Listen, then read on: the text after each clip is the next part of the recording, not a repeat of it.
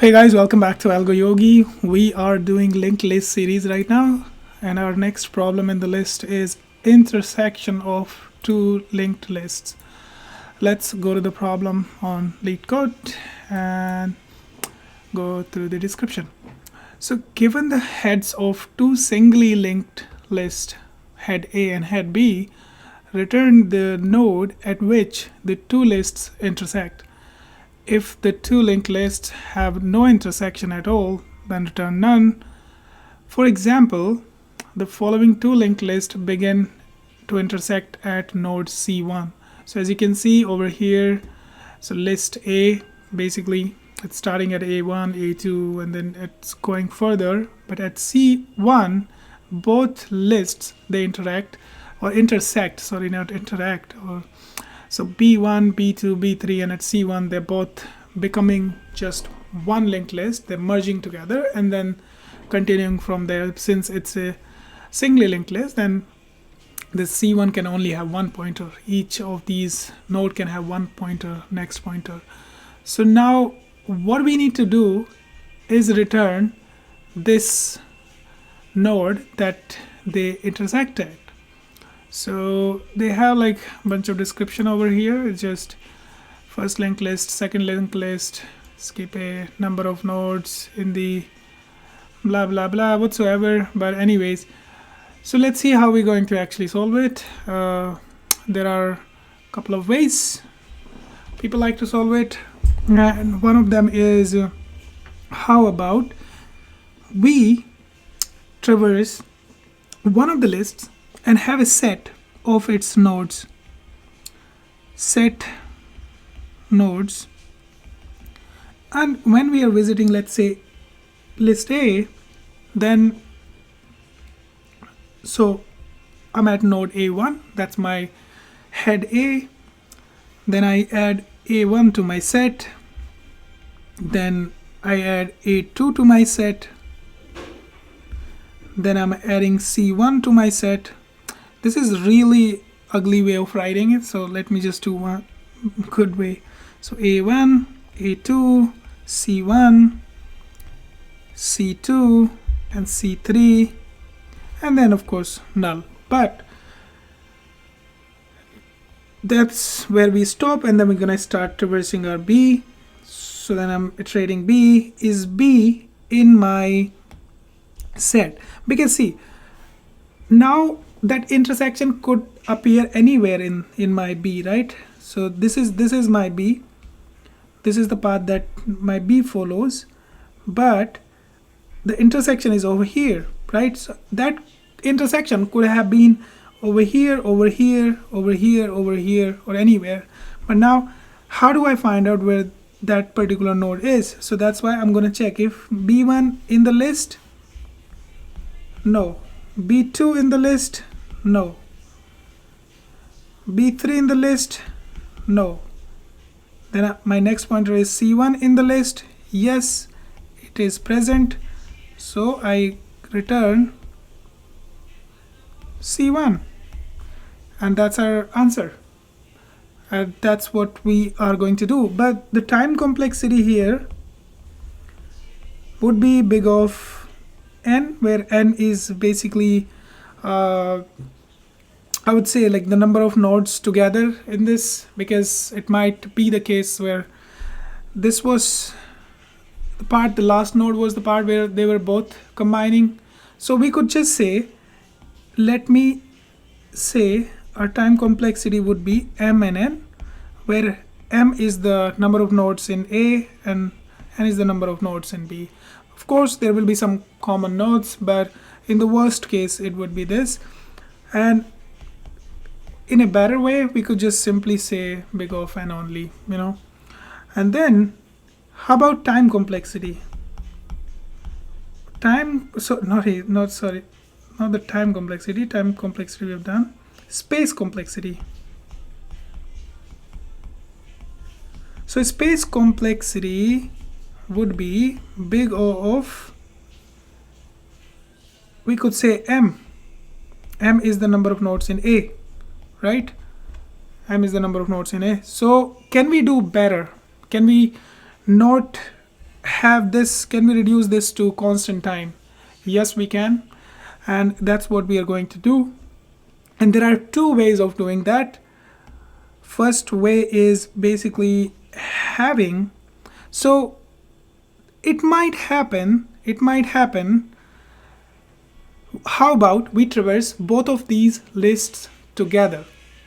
But that will only be giving us the answer if our lists are of same length. For example, let's say if this was not there, then I would traverse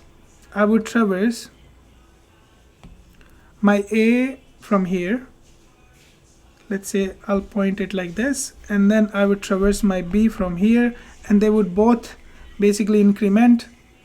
So this will go over in the first iteration, basically it will go over here, this will be over here, then it will be here, and then this will be here, then they're pointing to the same node, so we can just return this. But that's only happening if these two lists were having same number of nodes, or we can say they were starting at, basically before the intersection they had same number of nodes over here. So in that case it's okay, but I see in this list that's not the case. So we need to find the difference in the length of both of these lists, the difference in both of these lists lengths, and then move the pointer in my whichever list is bigger, if it is A, if it is B, then I move that particular pointer that many the difference times ahead, so that here we can see this is 1 2 3 4 5, so this is 5 in the length. Then I have 1 2 3 4 5 6, it's 6 in the length.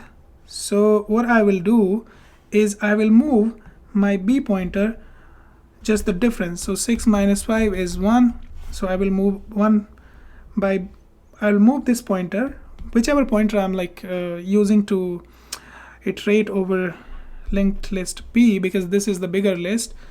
So I would move this ahead by 1, and this is where I will be after that, and then I can start iterating both of these together so that they reach the intersection node at the same time.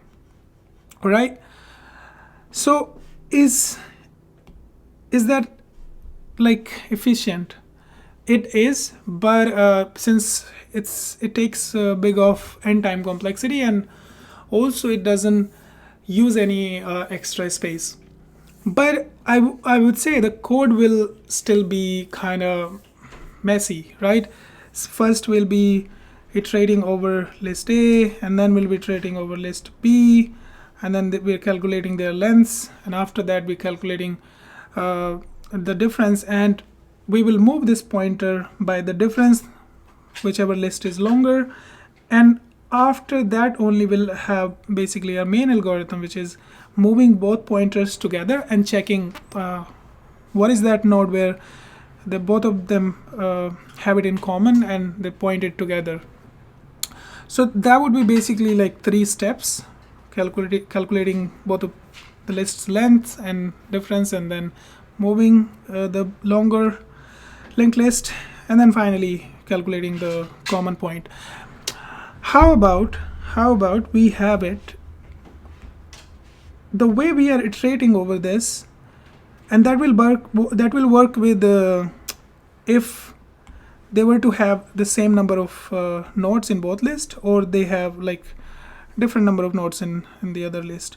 Now the way it's going to work is we will have our pointer 1 pointing to my linked list A, and then my pointer 2 pointing to my linked list B.